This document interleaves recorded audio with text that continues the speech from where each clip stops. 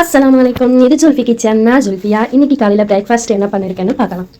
புட்டு வைக்கிறதுக்கு பருமாவை ஒரு கப் எடுத்திருக்கேன். அதுக்கு தேவையான அளவு கொஞ்சமாக உப்பு போட்டிருக்கேன். அப்புறமா ஒரு ஏலக்காவை நல்லா பிச்சு போட்டிருக்கேன். அதில் அப்புறம் நல்லா விரவி விட்டுக்கணும். நான் நல்லா விரவி விட்டுட்டு கொஞ்சம் கொஞ்சமாக தண்ணி தெளித்து விரவி விடுறேன். தண்ணி தெளித்து அதை என்ன செய்யணும்னா நல்லா விரவிட்டு கையில் பிடிச்ச அன்னைக்கு கொஞ்சம் கொஞ்சமாக தான் செய்யணும். பிடிச்சா அது கொலக்கட்டை மாதிரி இப்படி பிடிச்சிக்கணும். அதை உதிர்த்தானிக்கு நம்ம உதிர்ந்து வரணும். அந்த பக்குவத்தில் நம்ம என்ன செய்யணும்னா மாவை விரவிக்கணும். விரவி வச்சுட்டு ஒரு 10 நிமிஷம் அப்படி விட்டுடணும். அதுக்கப்புறமா 10 நிமிஷம் கழிச்சு தான் நம்ம அந்த புட்டை அடுத்த ஸ்டெப்பாக என்ன செய்யணும் அப்படின்னா ஒரு பாத்திரத்துக்கு மாற்றிக்கணும். ஒரு பாத்திரம் அதுக்கு மேலே நான் ஒரு சல்லடையை வச்சு அதில் இந்த விரவி வச்ச மாவு எல்லாத்தையும் அதில் போட்டுட்டு நல்லா சளிச்சு எடுத்துக்க போகிறேன். இதில் வச்சு அப்படியே சளிச்சு எடுத்துட்டோம்னா கீழே அடியில் கட்டி முட்டியமாக இல்லாமல் உதிராக நமக்கு கிடைக்கும். எல்லா மாவையும் நல்லா அந்த மாதிரி சடைச்சி எடுத்துக்கிட்டேன். கீழே பார்த்தீங்கன்னா நல்லா உதிராகவே இருக்கும். ஒரு கரண்டியை போட்டு வச்சுக்கிட்டு அப்புறம் நான் தேங்காவை திருவி எடுத்துக்கிறேன். திருவுறதுக்கு நான் என்ன செய்கிறேன்னா அந்த தேங்காவை மிக்சியில் திருவி எடுத்துக்கிறேன். இன்றைக்கி நான் திருவள்ளில் திருவாமல் மிக்சியில் மட்டுமே திருவி எடுத்துக்கிறேன். நல்லா பூவாக திருவி வச்சுருக்கேன். அப்புறமா அடுப்பில் புட்டுக்குழலில் தண்ணி வச்சு ஹீட் பண்ணிவிட்டு அப்புறமா தான் மாவெல்லாம் புட்டுக்குழலில் போட்டு வைக்க போகிறேன். முதல்ல தேங்காய் ஒரு 3 ஸ்பூன் போடுறேன்.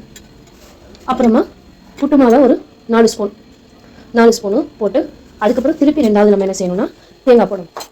அதேமாதிரி தேங்காவையும் 2-3 ஸ்பூன் போட்டுட்டு மறுபடியும் 4 புட்டு மாவு போட்டுக்கிறேன்.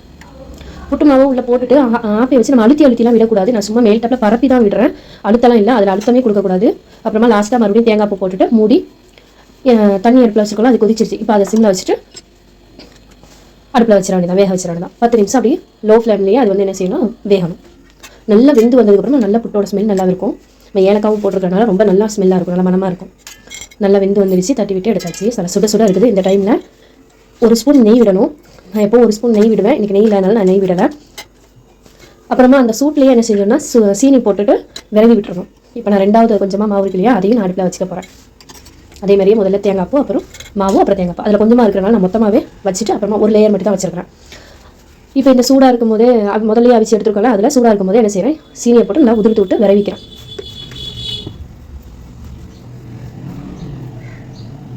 இப்போ இதை நல்லா விரவி விட்டுட்டு